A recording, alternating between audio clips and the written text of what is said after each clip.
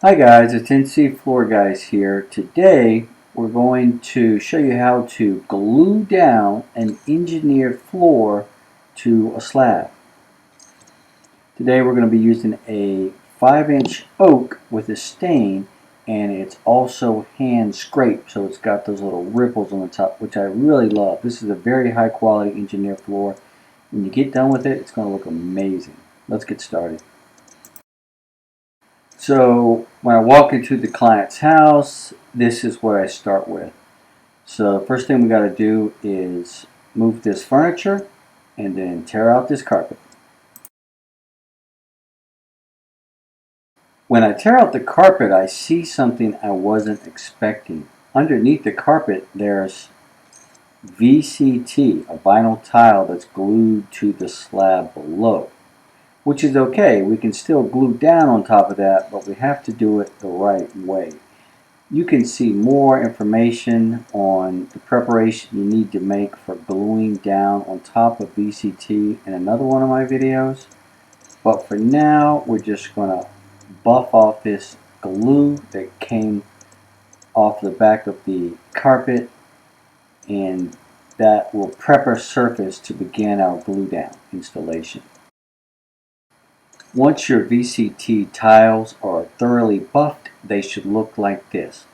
Very clean with no glue residue on them. After that, go ahead and give the entire floor a thorough vacuum to remove any particles of glue that might be left and all dust and dirt as well. When gluing an engineered floor to a VCT tile, you have to use a specific glue. Today we're using Bostitch Ultra Set Single Step. To begin our installation, go ahead and open several boxes, stack them out across the floor so you'll have easy access.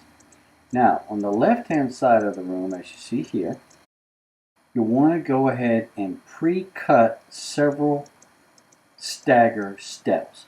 Now, all the wood in this selection is 4 feet long. So I'm going to use a stagger pattern of a 4-foot piece, a 3-foot piece, a 2-foot piece, and a 1-foot piece. So I'm going to lay these stagger patterns all the way down the left-hand side of this wall to begin my installation. After the first stagger pattern, I'm going to lay full-size pieces all the way across the floor until I get to the far right-hand side. When I get to the right-hand side, I'm going to have leftover pieces that are 1 foot, 2 foot, and 3 foot long. Now these pieces are left over from the cuts that I made on the left-hand side of the room. So I'll use these, what we call drops, which are already kind of cut to length, to fill in the right-hand side of those rows. This will reduce the number of cuts that I have to make, but more importantly, it will keep the waste factor low so you don't waste a lot of wood. Before you get started with your installation, be sure that you've got a can of mineral spirits on hand, several rolls of blue tape, and a couple clean dry rags. Until you get some good experience with the glue down, you're going to get glue on everything. It's going to get on your hands, it's going to get on your wood, it's going to get on your tools. When it does that, you just take a rag, saturate it with your mineral spirits, and wipe it down. Wipe down the floor, wipe down your hands, wipe down your equipment, and just kind of do this non-stop as you go along the process, and that'll keep things a lot cleaner. Even when you get good at it, working with this thick, heavy glue is not easy. You're also going to need a mallet with a soft head and a V-notch trowel. Now check with the instructions that come with your engineered floor. The manufacturer will recommend the right size trowel. So whatever they recommend, you should go ahead and use that. In this case, we're using a 3/8 of an inch V-notch. Obviously, this trowel is still messy from the last time, so you're going to need to clean this off really good before you get started. You can take a look at another one of my videos and it will show you how to get your trowel really clean the fastest way possible. So take a look at that. When you're putting down the first several rows of an engineered floor, it's going to be a little tricky because the pieces are going to want to slide around in the glue, and that's going to make it difficult. So the very first step is to put your first stagger set in place. When you do this, just pour out a little bit of glue onto the floor and spread it out nice and even till you get 100% coverage, and put the first 4 pieces in place. Put the tongue and grooves together and just tap them into place with your mallet until they're nice as tight, and then put a little bit of tape on the ends so they don't come apart and spread as the glue firms up. Now we're going to get to some video on exactly how to do this in a second, but the next step is to lay the next 4 or 5 boards after your first stagger pattern. Now all these boards, again, they're going to be full length. So they're all going to be 4 feet. And as you see, once you lay all of the next set, you still have your stagger pattern in place. And you want to keep this stagger nice and neat all the way across the floor. Alright, so here we're going to show a little more detail on exactly how to lay out your next set of all full-size pieces. You just tip your bucket over, pour a big glob on the floor. You want to keep your bucket close to the edge that you just laid. And you don't want to spread more glue than you can comfortably cover with wood in, say, 10 to 20 minutes. Especially if you're working by yourself. Now, if you're working with a team or several other guys, you can have one guy spreading this glue all the way across the floor in front of you, and another guy can go ahead and start laying the next stagger pattern. And you can just follow each other all the way across the room. For this demonstration, I'm doing this by myself, and I want you to be able to see how to do this with just one person step by step. But as you're spreading your glue, keep your edge of your trowel down with the V-notch on it. You want to get 100% coverage. You don't want to have high spots and low spots. If you do, just spread those out thin, and you can see how I'm keeping that top edge in a straight line all the way down the room. I can just cover that edge with the last board in my stagger. The reason we do that is so as you're laying out your wood, you don't have glue that's exposed, because it might take me 30-40 minutes to get back to the left hand side of the room, and I don't want my glue to firm up too much by the time I get back. So I'm only spreading just enough glue that I can cover in about 10 to 20 minutes. You can see here I go back and I get right up close to the edge of the wall and cover any gaps with some heavy glue along that edge.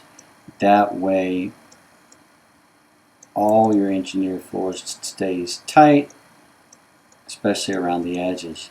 Now here we go. We're going to take a first full-size piece, put that in place. You want to take the tongue and groove and connect them together nice and tight before you lay your board down in the adhesive. And then you put a piece of tape on the ends so they don't separate as you're putting your next several pieces into place. Okay, same thing with the next board. Put your tongue and groove on your ends, your end mats together. Set your board down in the glue, and then just gently slide it into place. You may need to give it a tap with your hammer. A lot of times they don't want to go together or the tongue and groove is tight. That's okay. Just gently tap it until it goes into place. And then we'll continue along this fashion all the way up to the top of our stagger.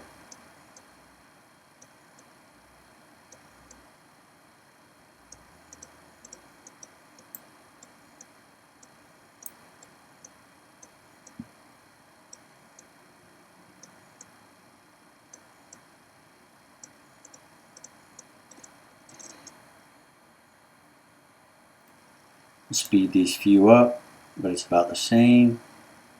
Put a piece in, give it a tap, put a piece in, give it a tap, all the way up to the top. Now at this point you're going to have enough floor that you can kind of stand on. So you can move to the wood side of the floor. And it's a little bit easier because you're tapping that hammer towards you and it drives the wood into place. You just want to be careful not to step in the glue, because once it gets on your foot, you're going to walk all over the floor and you're going to have glue all over the floor, and you're going to have to go back and wipe all of that up with your mineral spirits.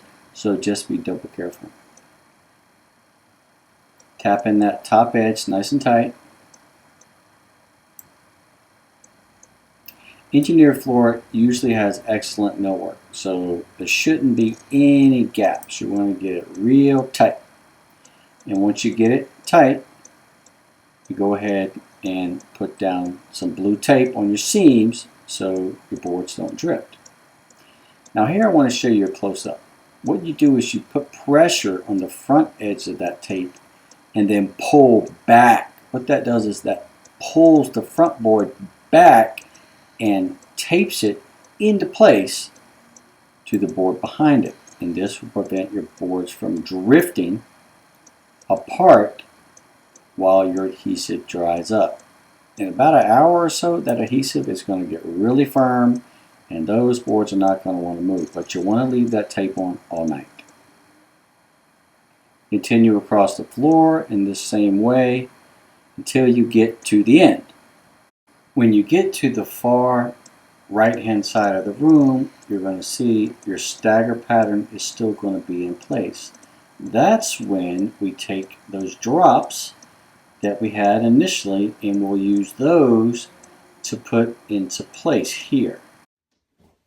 Now I've already pre-cut these pieces. I did have to cut a couple of inches off of each one because they weren't quite perfect, but you can see you can come back and just begin to lay those in. The 1 foot piece first, followed by the 2 foot piece, and then the 3 foot piece, and then you'll be back to a full size board. Just tap those into place. Again, some of them are a little bit sticky, they don't want to go in. That's fine, just keep on tapping nice and gently and it will go into place. And then just continue on until you get all of the pieces on your right hand side into place, and that will complete your first large section. Then you go back to the left hand side and you do it again.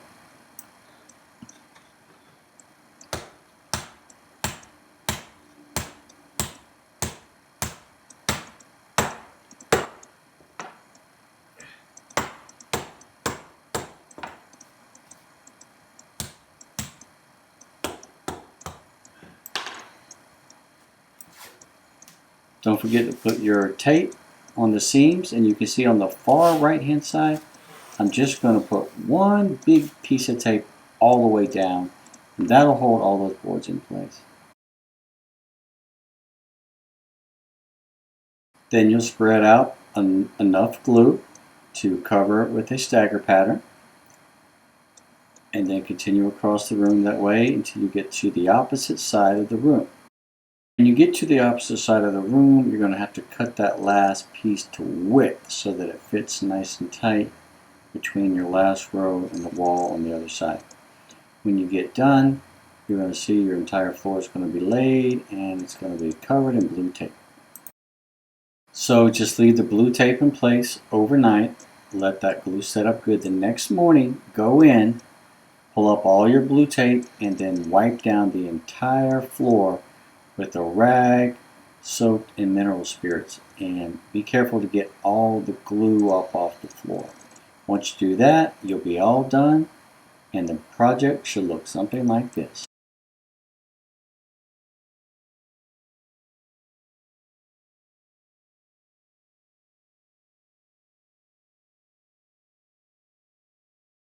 Don't forget to like, subscribe, and share.